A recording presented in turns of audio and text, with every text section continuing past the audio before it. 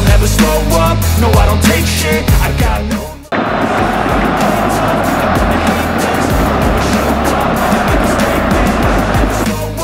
Pasukan Shin Tae-yong kalah dengan skor 1-2. Dua gol yang bersarang di gawang Martin Paes tercipta pada babak pertama. Gol kedua dicetak oleh Bakram Abdueli dan Yuning Zhang. Sedangkan, gol balasan skuad Garuda dicetak Tom Haye pada menit ke-87. Pada laga ini, Shin Tae-yong membuat satu keputusan penting dengan mencoret Eliano Reijers dari skuad bersama 3 pemain lain. Eliano tidak cedera. Ini taktik Shin Tae-yong, ujar manajer timnas Indonesia, Sumarji. Terlepas dari ketidakhadirannya Eliano, beberapa taktik yang diterapkan Shin Tae-yong tak berjalan sesuai harapan. Selain itu, gaya bermain Cina juga berdampak pada sulitnya Indonesia mengembangkan permainan dan kalah. Shin Tae-yong membuat 4 perubahan di starting 11 saat berjumpa Cina dibandingkan lawan Bahrain. Sang pelatih tentu punya pertimbangan yang matang dengan keputusan tersebut. Hanya saja, komposisi pemain yang dipilih pada duel lawan Cina tidak cukup optimal. Shain Patinama mengenai sektor kiri. Indonesia juga kesulitan mengatur ritme tanpa Tom Haye di tengah. Pada babak kedua, dengan 3 pergantian di awal permainan, penampilan Indonesia membaik. Tom Haye bahkan mampu mencetak gol dan Nathan Choeon terlihat lebih efektif saat bermain sebagai bek kiri. Bakram Abdueli harusnya tidak mencetak gol jika pemain timnas Indonesia lebih fokus lagi. Pada kasus ini, ada kesalahan individu yang dilakukan oleh Shain Patinama. Patinama mengambil risiko terlalu besar saat tidak langsung membuang bola. Lalu, pemain Cina merebutnya dan memberikan umpan pada Bakram Abdueli yang berdiri bebas di depan gawang. Jika dicermati, terlepas dari tambahan waktu yang anehnya, ada kesamaan proses antara gol Bakram Abdueli dan gol kedua Bahrain ke gawang Indonesia. Para pemain Indonesia lengah pada situasi bola kedua saat set piece dan membiarkan pemain lawan tanpa pengawalan. Serangan Cina sejatinya tidak terlalu istimewa. Sepanjang laga, mereka hanya mampu melepaskan 5 tembakan dengan 3 yang tepat sasaran. Namun, 2 dari 3 tembakan itu mampu menjadi gol. Ini bukti bahwa lini belakang Indonesia cukup rapuh. Apalagi proses gol yang bersarang di gawang Martin Paes lahir dari kesalahan koordinasi pemain Indonesia sendiri. Gol kedua Cina harus tidak terjadi karena ada banyak pemain di dekat Gao Zhuni yang jadi pemberi assist. Situasi ini cukup mengkhawatirkan. Sebab, pada 3 laga-laga sebelumnya Indonesia bertahan dengan rapat. Pada 10 menit akhir laga, terutama saat Pratama Arhan dan Malik Rizaldi bermain, Shin Tae-yong menerapkan strategi baru. 2 pemain itu diminta untuk melepas banyak umpan crossing. Arhan, yang bermain di sisi kanan, mampu menuliskannya dengan baik. Dia banyak melepaskan 3 umpan penyeberangan. Hanya saja, Indonesia tak punya target man yang kuat di kotak penalti. Ini adalah masalah lama Indonesia. Shin Tae-yong punya beberapa penyerang, seperti Ragnar Oratmangoen dan Rafael Struijk, hanya saja karakter mereka bukan target man. Timnas Indonesia menelan kekalahan saat berhadapan dengan Timnas Cina pada laga keempat Grup C kualifikasi Piala Dunia 2026, Selasa, 15 Oktober 2024, malam waktu Indonesia Barat. Laga sengit terjadi di laga Timnas Indonesia kontra Cina di kualifikasi Piala Dunia 2024 zona Asia. Laga ini jadi sorotan panas publik dunia. Cina versus Indonesia bentrok pada matchday keempat Grup C kualifikasi Piala Dunia 2024 zona Asia. Laga berlangsung di Stadion Qingdao Youth Football, Qingdao, Selasa, 15 Oktober 2024. Timnas Indonesia mendapat peluang emas menit ke-10 lewat Witan Sulaiman. Sudah melewati pemain Cina, namun Witan terjatuh dan tidak bisa melepaskan tembakan meski sudah berhadapan dengan penjaga gawang Wang Dalei. Tembakan pertama dilepaskan Timnas Indonesia oleh Ragnar Oratmangoen menit ke-11 dari luar kotak penalti. Sayang tendangannya masih melebar jauh di atas gawang Cina. Petaka menimpa Timnas Indonesia menit ke-21. Cina mencetak gol di peluang pertamanya melalui Behram Abdueli memanfaatkan kemelut kesalahan lini belakang Indonesia. Cina kembali menebar ancaman menit ke-27. Xie Weneng melepaskan tembakan tepat sasaran, beruntung dapat menangkap Martin Paes dengan baik. Tertinggal membuat Timnas Indonesia tampil semakin agresif. Namun rapatnya tembok pemain Cina membuat Rafael Struijk dan kawan-kawan kesulitan masuk ke jantung pertahanan Dragon. Ivar Jenner melepaskan tendangan dari luar kotak penalti menit ke-35. Sayang tendangannya masih pelan dan dapat ditangkap Wang Dalei. Timnas Indonesia kembali mendapat peluang emas menit ke-40. Tendangan keras Kelvin Verdong dari luar kotak penalti masih bisa ditepis kiper Wang Dalei. Tiongkok nyaris tidak menambah keunggulan. Beruntung sundulan Gao Zhunyi jauh melenceng. Berawal dari sebuah tendangan bebas, bola sepertinya berhasil dikuasai Shine Patinama setelah duel udara terjadi. Shine sepertinya berharap bola keluar lapangan, tapi salah satu pemain Cina berhasil menyodok bola dan membuat bola dalam lapangan permainan. Bola kemudian jatuh ke Behram Abdueli yang dengan bebas menendang bola di depan gawang Indonesia tanpa mampu diantisipasi kiper Martin Paes. 1-0 untuk Cina. Timnas Indonesia kemudian meningkatkan tempo serangan. Setidaknya, tim Garuda punya 2 peluang emas, salah satunya lewat tendangan keras Kelvin Verdong pada menit ke-40. Pada menit ke-44, Behram Abdueli berhasil membobol gawang Indonesia. Memanfaatkan umpan terobosan, Behram Abdueli sukses lolos jebakan offside dan dengan dingin menaklukkan Paes. Skor 2-0 untuk Cina bertahan hingga akhir babak pertama. Laga Timnas Indonesia versus Timnas Cina akan berlangsung di Qingdao Youth Football Stadium. Skuad Timnas Indonesia sebagai tim tamu punya ambisi untuk raih kemenangan perdana di putaran ketiga kualifikasi Piala Dunia 2026. Walau bakal tampil di hadapan supporter lawan, namun Timnas Indonesia punya peluang cukup besar untuk kalahkan Cina. Pasalnya, secara statistik Timnas Indonesia sedang dalam kondisi on fire usai tak terkalahkan dalam 3 pertandingan terakhir. Sedangkan Cina justru belum mampu torehkan poin alias telan kekalahan beruntun dari 3 pertandingan. Selain mental pemain tim yang sedang terpuruk, secara psikis juga skuad Cina tidak dalam kondisi terbaik. Sebab, Cina harus jalani perjalanan jauh hingga belasan jam sebelum bertanding menghadapi Timnas Indonesia. Diketahui, Cina lebih dulu bertemu dengan Australia di pertandingan kandang pada matchday ketiga pada Kamis, 10 Oktober 24, lalu. Perjalanan dari Cina ke Australia diperkirakan membutuhkan waktu 11 jam dan harus transit terlebih dulu, karena tak ada penerbangan langsung dari Adelaide ke Qingdao. Kondisi tersebut semakin diperparah setelah Cina dikabarkan menggunakan pesawat komersil alias para pemain harus satu kabin dengan penumpang umum. Imbasnya, para pemain pun dikabarkan stres selama perjalanan dari Cina menuju Australia dan juga sebaliknya. Salah satu pemain Cina, Liu yang sempat curhat ke media sosial akibat merasa tak nyaman saat di dalam pesawat. Berdasarkan unggahan akun X bernama China Sport Vision 2050, Liu yang merasa terganggu akibat adanya suara bising dari seorang bayi yang rewel. Dalam unggahan video tersebut, terlihat jika Be Shandong Taisan menunjukkan raut muka lesu akibat tak nyaman untuk beristirahat selama perjalanan. Berbanding terbalik dengan Timnas Indonesia, di mana skuad Garuda yang juga melakoni pertandingan tandang justru mendapat fasilitas mewah dengan memakai pesawat charter. Fasilitas ini membuat Timnas Indonesia bisa memangkas jarak tempuh dari yang seharusnya 17 jam menjadi hampir setengahnya. Cina sendiri kabarnya sengaja mengubah venue pertandingan melawan Timnas Indonesia dengan tujuan untuk menyulitkan skuad Garuda. Lokasi Stadion Qingdao diketahui sangat jauh dari penerbangan internasional. Hal tersebut membuat perjalanan jauh harus ditempuh Timnas Indonesia yang terbang dari Bahrain. Tak hanya jauh, kota Qingdao juga dikabarkan sedang memasuki musim dingin saat pertandingan melawan Cina nanti. Nasib apes dirasakan skuad Cina jelang hadapi Timnas Indonesia pada matchday keempat kualifikasi Piala Dunia 2026 pada Selasa, 15 Oktober 24, malam waktu Indonesia Barat. Publik Cina berharap agar tim nasional mereka mampu menjaga rekor gemilang yang telah bertahan selama 67 tahun atas Timnas Indonesia.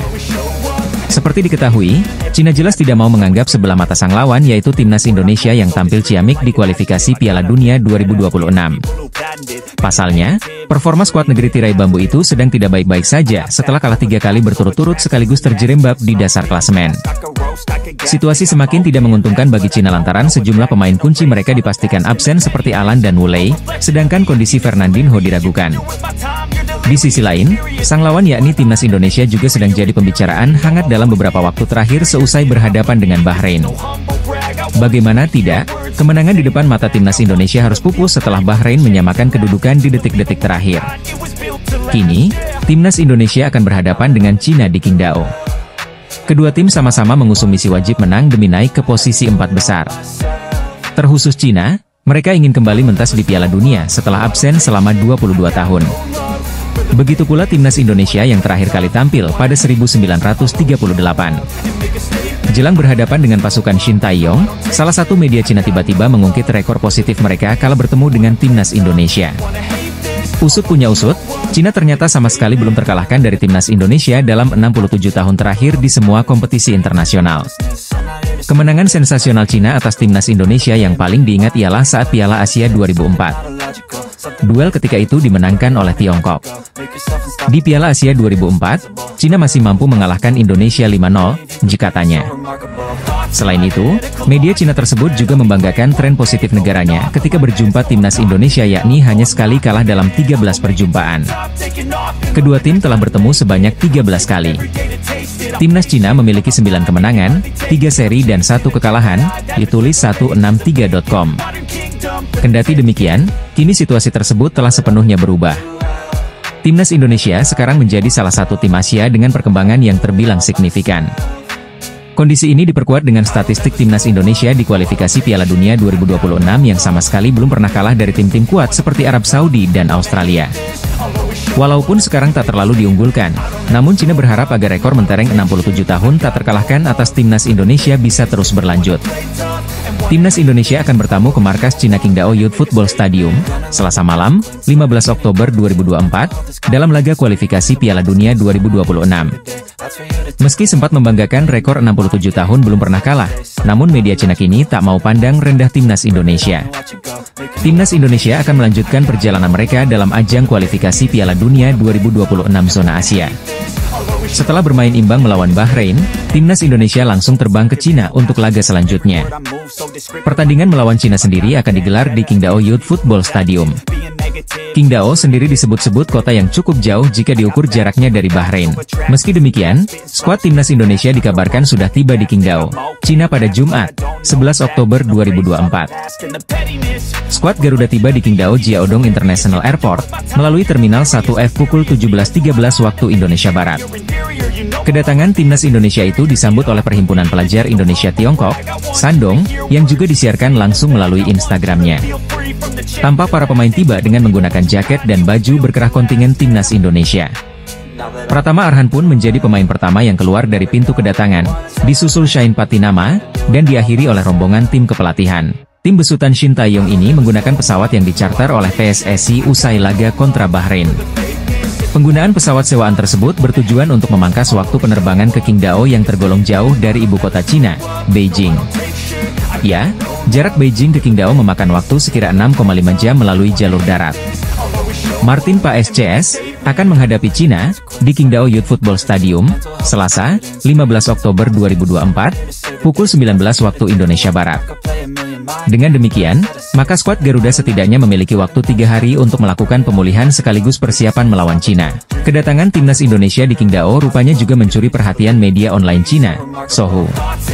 Sohu.com menyebut bahwa kedatangan tim Merah Putih terhitung langka karena mereka sampai lebih dulu dibandingkan tuan rumah. Selain itu, Sohu juga menyoroti bagaimana persiapan timnas Indonesia yang dinilai sangat rapi. Timnas Indonesia dinilai benar-benar mempersiapkan segalanya dengan baik dibandingkan Cina. Sohu.com menganggap bahwa timnas Indonesia terlihat jauh lebih bertekad untuk menatap laga selanjutnya dibandingkan tuan rumah. Media Cina tampak iri saat timnas Indonesia tiba di Qingdao lebih cepat dan menyebut bahwa kejadian tersebut merupakan hal langka. AFC menjadi trending topik pasca laga timnas Indonesia kontra Bahrain menorehkan hasil seri dalam grup C putaran ketiga kualifikasi Piala Dunia 2026 zona Asia. Hasil pertandingan timnas Indonesia saat bertemu Bahrain mencatatkan skor 2-2 di Stadion Nasional Bahrain, Kamis, 10 Oktober 2024. Netizen Indonesia hingga dunia menyoroti sikap kepemimpinan wasit Ahmed Alkaf memberikan ruang gol bagi pemain Bahrain ke gawang timnas Indonesia. Ahmed Alkaf tidak kunjung meniupkan peluit sebagai tanda pertandingan telah berakhir. Wasit Ahmed Alkaf sebelum memulai pertandingan Bahrain versus timnas Indonesia di Stadion Nasional Bahrain, Kamis, 10 Oktober 2024. Tambahan waktu berasal dari ketentuan normal 45J2 menit diberikan 6 menit. Alkaf baru meniupkan peluit setelah Mohamed Marhon mencetak gol pada menit ke-98 menerima sundulan dari sepakan pojok. Sontak, setelah Marhon mencetak gol membuat Alkaf langsung memutuskan pertandingan berakhir. Hal itu membuat kepemimpinan Alkaf disorot memberikan ruang agar Bahrain mendapatkan hasil seri hampir dikalahkan oleh Garuda. Dikutip tvonnews.com dari berbagai sumber, banyak netizen memberikan julukan kepada AFC. Hal ini mengingatkan Presiden AFC, Sheikh Salman bin Ibrahim Al Khalifa berasal dari Bahrain. Sheikh Salman merupakan mantan wakil ketua komite disiplin FIFA tersebut memilih Alkaf berasal dari Oman memimpin pertandingan Garuda kontra Bahrain dinilai cukup kontroversial. Netizen pun menyebut berbagai akun resmi AFC menganggap wasit Alkaf memiliki satu rumpun berasal dari tanah Arab, yakni negara Oman. Tak hanya itu, netizen Indonesia merasa Garuda telah dicurangi membuat mereka menganggap hasil seri tersebut tidak membawa keberkahan bagi Bahrain. Sementara, pencetak gol berasal dari timnas Indonesia dicatatkan oleh Ragnar Oratmangoen dan Rafael Struijk. Gelandang Bahrain, Mohamed Marhon berhasil membukukan 2 gol saat menghadapi timnas Indonesia pada grup C kualifikasi Piala Dunia 2026. Konfederasi Sepak Bola Asia atau Asian Football Confederation menjadi sorotan setelah memilih wasit asal Oman, Ahmed Alkaf memimpin laga timnas Indonesia melawan Bahrain. Laga timnas Indonesia versus Bahrain dalam matchday ketiga grup C babak ketiga kualifikasi Piala Dunia 2026 zona Asia berjalan ketat dan penuh drama. Laga timnas Indonesia versus Bahrain digelar di Bahrain National Stadium, Riffa, Kamis, 10 Oktober 2024, pukul 23 waktu Indonesia Barat.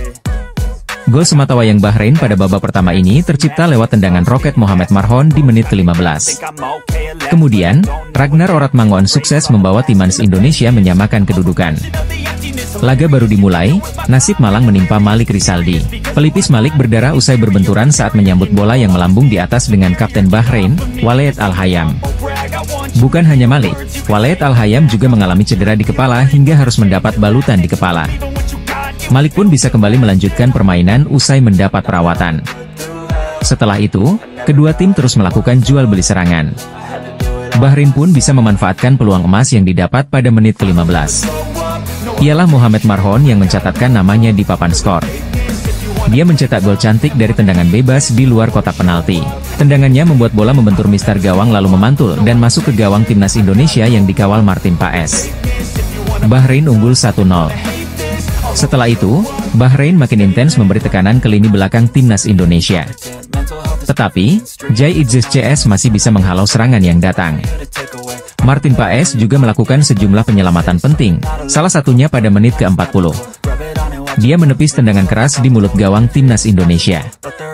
Jelang akhir laga, timnas Indonesia mulai menemukan ritme permainan. Mereka intens membangun serangan hingga akhirnya bisa berbuah gol di menit 45 J2. Ialah Ragnar Oratmangoen yang menjebol gawang Bahrain usai memanfaatkan umpan dari Ivar Jenner. Tendangannya gagal dihalau kiper Ibrahim Lutfallah. Timnas Indonesia pun menyamakan kedudukan 1-1. Skor bertahan hingga akhir laga. Timnas Indonesia bakal jalani matchday ketiga kualifikasi Piala Dunia 2026 putaran ketiga menghadapi Bahrain pada Kamis, 10 Oktober 2024. Bertanding di Bahrain National Stadium, skuad Garuda sebagai tim tamu diprediksi bakal lakoni laga berat kontra tuan rumah. Pasalnya, timnas Indonesia punya rekor yang tak terlalu baik ketika menghadapi tim asal Timur Tengah ini. Bahkan, tim Merah Putih sempat telan kekalahan telak 10-0 saat terakhir kali bertemu Bahrain di kualifikasi Piala Dunia tahun 2012 lalu. Namun untuk laga kali ini, timnas Indonesia dipastikan bakal tampil beda lantaran skuad Garuda ketambahan sejumlah pemain naturalisasi anyar. Terbaru, timnas Indonesia dipastikan bisa memainkan Maes Hilgers dan Eliano Reijers yang dipanggil Shin Tae-yong usai resmi jadi WNI pada 30 September lalu. Dengan jam terbang di Eropa yang cukup banyak, dua pemain di atas diprediksi bakal membantu timnas Indonesia mengimbangi perlawanan Bahrain. Akan tetapi, kehadiran para naturalisasi anyar di atas juga bakal membuat sejumlah langganan starter timnas Indonesia harus bersabar dan turun ke bangku cadangan.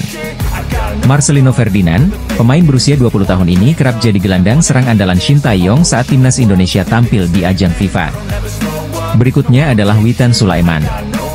Sama seperti nama pertama, winger milik Persija ini juga kerap mengisi posisi trio lini depan timnas Indonesia bersama Rafael Struijk dan Ragnar Oratmangoen. Terakhir adalah Asnawi Mangkualam. Pemain yang sempat menjabat sebagai kapten timnas Indonesia juga berpotensi turun ke bench setelah Maes Hilgers resmi dipanggil skuad Garuda.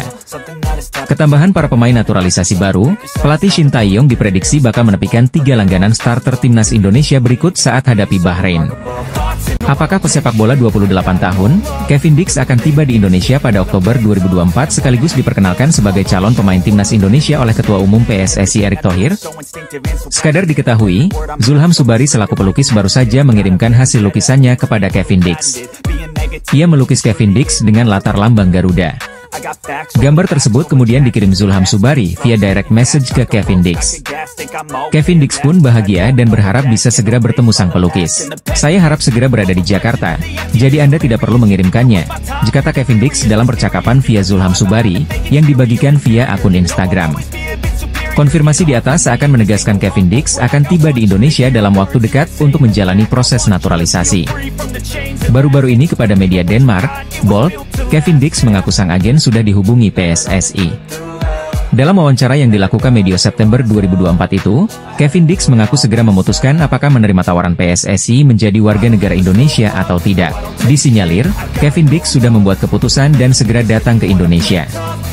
Jika semuanya lancar, ex-pemain Feyenoord Rotterdam ini bisa diperkenalkan Ketua Umum PSSI, Erick Thohir, bulan ini. Setelah itu, Kevin Dix bisa menjalani proses naturalisasi menjadi WNI. Mengacu kepada proses naturalisasi Maes Hilgers dan Eliano Reijnders yang berlangsung cepat, Kevin Dix berpotensi memegang paspor Indonesia pada awal November 2024. Dengan begitu, pemain yang fasih beroperasi sebagai bek tengah dan fullback wing bek kanan ini bisa ambil bagian saat timnas Indonesia menjamu Jepang dan Arab Saudi di matchday kelima dan keenam grup C kualifikasi Piala Dunia 2026 zona Asia pada 15 dan 19 November 2024. Pemain FC Copenhagen, Kevin Dix, mengonfirmasi akan ke Jakarta dalam waktu dekat. Kevin Dix digadang-gadang menjadi pemain keturunan selanjutnya yang segera mendapatkan paspor Indonesia. Sejumlah tanda-tanda pun sudah terlihat nyata. Kevin Dix sudah saling follow di Instagram dengan Ketua Umum PSSI, Erick Thohir. Sebelumnya ada banyak pemain keturunan yang saling follow Instagram lebih dulu dengan Erick Thohir sebelum akhirnya mendapatkan paspor Indonesia. Bukan tak mungkin, Kevin Dix dan Erick Thohir sudah saling komunikasi. Karena itu, jangan heran jika pada bulan ini Kevin Dix dan Erick Thohir saling bersalaman di Jakarta. Tak ada angin tak ada hujan, Kevin Dix dan Maes Hilgers tiba-tiba saling follow. Padahal, keduanya tidak memiliki ikatan, yang mana tak pernah membela klub yang sama. Maes Hilgers sendiri baru saja mendapatkan paspor Indonesia pada Senin, 30 September 2024. Laga melawan Bahrain pada Kamis 10 Oktober 2024 malam WIB berpotensi menjadi pertandingan debut Maes Hilgers bersama timnas Indonesia. Kevin Dix secara belak-belakan kepada media Denmark, Bold, mengakui sang agen telah dihubungi PSSI. Ia mengaku akan mengambil keputusan terkait penawaran PSSI dalam waktu dekat. Berhubung pernyataan ini dikeluarkan pada September 2024, disinyalir Kevin Dix sudah memiliki jawabannya saat ini. Mereka sudah menelepon agen saya untuk pertama kalinya. Tentu sebuah kehormatan karena mereka menganggap saya sebagai tambahan yang berharga bagi timnas Indonesia, kata Kevin Dix. Anggota Exco PSSI, Arya Sinulinga, mengaku sudah menghubungi Kevin Dix. Namun, ia mengaku Kevin Dix belum diproses. Pernyataan itu disampaikan Arya di channel YouTube-nya pada awal September 2024. Kevin Dix juga belum, ada komunikasi tapi belum, kata Arya Sinulinga. Pelukis asal Indonesia, Zulham Subari, memberi hadiah ulang tahun sebuah lukisan kepada Kevin Dix. Ia pun membagikan lukisannya kepada Kevin Dix via direct message Instagram. Tak disangka, Kevin Dix ingin mengambil langsung hasil lukisan Zulham. Sebab, dalam pengakuannya Kevin Dix akan ke Jakarta dalam waktu dekat. Saya harap segera berada di Jakarta, jadi Anda tidak perlu mengirimkannya, kata Kevin Dix kepada Zulham. Jika benar ke Jakarta bulan ini dan langsung diperkenalkan Erick Thohir, Kevin Dix paling cepat membela timnas Indonesia pada November 2024. Bulan depan, timnas Indonesia dijadwalkan menjamu Jepang pada 15 November 2024, dan Arab Saudi pada 19 November 2024. Tanda Kevin Dix segera menjalani proses naturalisasi untuk memperkuat timnas Indonesia. 5 pemain timnas Indonesia yang selangkah lagi memperkuat timnas Belanda senior. Pemain-pemain ini memiliki kapasitas untuk membela skuad Der Oranje, julukan timnas Belanda senior asuhan Ronald Koeman. Namun, sampai akhirnya mereka memilih membela timnas Indonesia yang secara peringkat FIFA dan kualitas jauh di bawah timnas Belanda. Kelvin Verdonk tampil konsisten bersama NEC Nijmegen di Eredivisie 2024 hingga 2025. Jika NEC Nijmegen meraih kemenangan, pemain yang beroperasi sebagai fullback kiri ini hampir selalu masuk ke dalam Team of the Week Eredivisie 2024 hingga 2025. Dalam duel 1 lawan 1, Kelvin Verdonk tak pernah kalah dari sang lawan. Setelah bermain bersama timnas Belanda U21, hanya masalah waktu bagi Kelvin Verdonk memperkuat timnas Belanda senior. Namun, sampai akhirnya pesepak bola 28 tahun ini menerima tawaran PSSI untuk memperkuat timnas Indonesia. Tiap kali Kelvin Verdonk bermain, timnas Indonesia tak terkalahkan dengan rincian 1 menang dan 2 imbang. Padahal, lawan yang dihadapi skuad Garuda adalah 2 tim langganan Piala Dunia, yakni Arab Saudi dan Australia. Sebelum memperkuat timnas Indonesia awal Januari 2024, Justin Hubner berstatus kapten timnas Belanda U20 dan Wolverhampton Wanderers U21. Status itu membuat Justin Hubner sempat masuk tim senior Wolverhampton Wanderers yang dipersiapkan menghadapi Arsenal di Premier League 2023 hingga 2024 pada awal Desember 2023. Jika mencatatkan debut bersama tim senior Wolverhampton Wanderers saat itu, hanya masalah waktu baginya bermain secara reguler bersama Wolvers, julukan Wolverhampton.